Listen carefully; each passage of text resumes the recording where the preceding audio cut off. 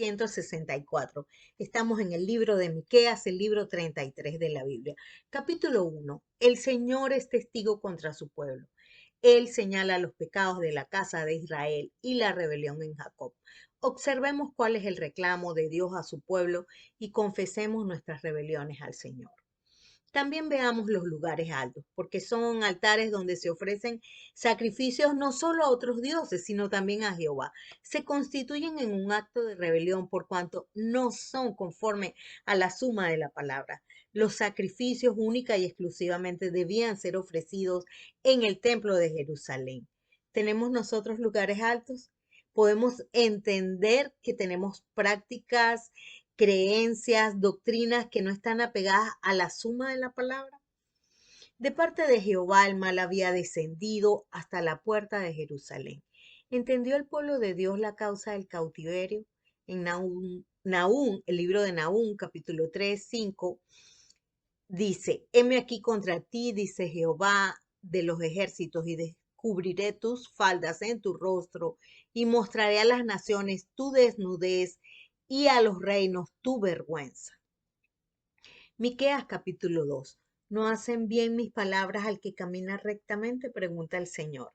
Sin embargo, el pueblo de Dios decía lo siguiente: se ha cortado el espíritu de Jehová, lo cual puede ser considerado como una blasfemia, porque el espíritu del Señor nunca se va a cortar, nunca. El pueblo de Dios no era capaz de ver el pecado ni de confrontarse con la palabra, sino que ponía fuera de sí el problema, diciendo que era que se había cortado el Espíritu de Dios. Pero observemos lo que dice Isaías 50, capítulo 2, versículo 2. Porque cuando vine no hallé a nadie, y cuando llamé nadie respondió. ¿Acaso se ha cortado mi mano para no redimir? ¿No hay en mí poder para librar? He aquí que con mi reprensión hago secar el mar, convierto los ríos en desierto, sus peces se pudren por falta de agua y mueren de sed. Y también el capítulo 59 de Isaías, versos 1 y 2 dice, he aquí que no se ha cortado la mano de Jehová para salvar, ni se ha grabado su oído para oír, pero vuestras iniquidades han hecho división entre ustedes y Dios, y sus pecados han hecho ocultar de ustedes su rostro para no escuchar. También tenemos que hacernos esta pregunta: ¿somos nosotros quienes empoderamos a los falsos profetas?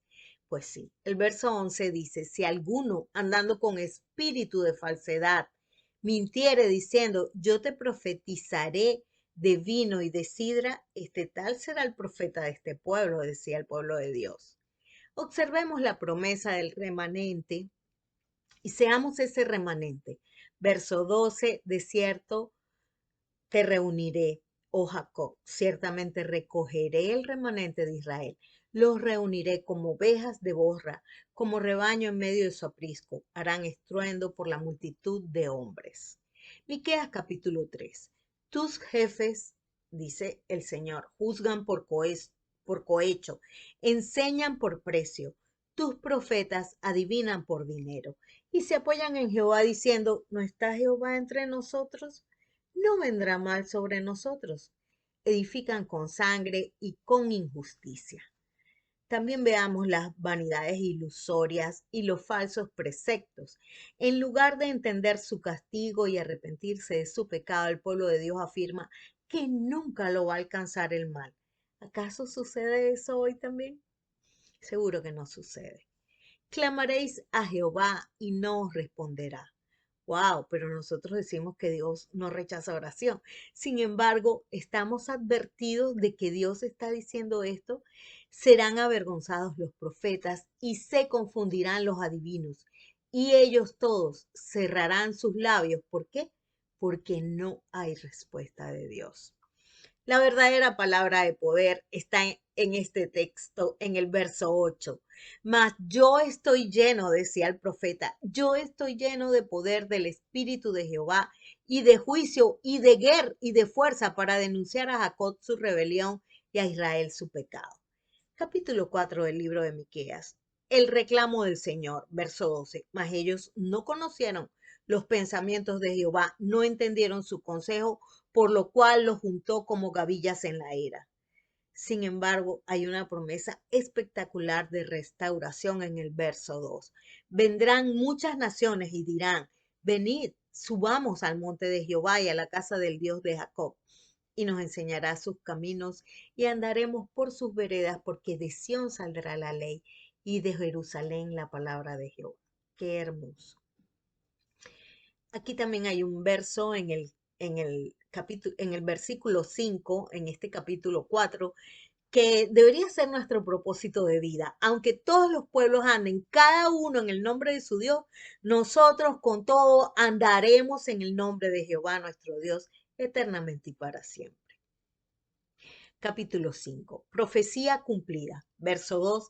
Belén Éfrata, pequeña para estar entre las familias de Judá, de ti me saldrá el que será Señor en Israel. Y así ha sido. El remanente, versos 7 al 14. Revisemos muy bien estos versículos porque el Señor está especificando aquí que su pueblo nunca más se inclinará a la obra de sus manos. El Señor va a arrancar las imágenes de acera en medio de nosotros y va a destruir las ciudades que han sido dedicadas a los ídolos. Amén, gloria a Dios. Oremos. Padre, perdona nuestra rebelión, nuestro pecado, trae un espíritu de arrepentimiento sobre tu pueblo para reconocer que hemos dejado la palabra. Te lo suplicamos en el nombre del Señor. Amén. Tu siervo, Misatriz Silva de Rivera, Raúl Vicente Rivera Ramírez, una sola es nuestra meta, 365 días con la palabra. Solo nos faltan 103 días, por eso no puedes desmayar. Dios te bendiga.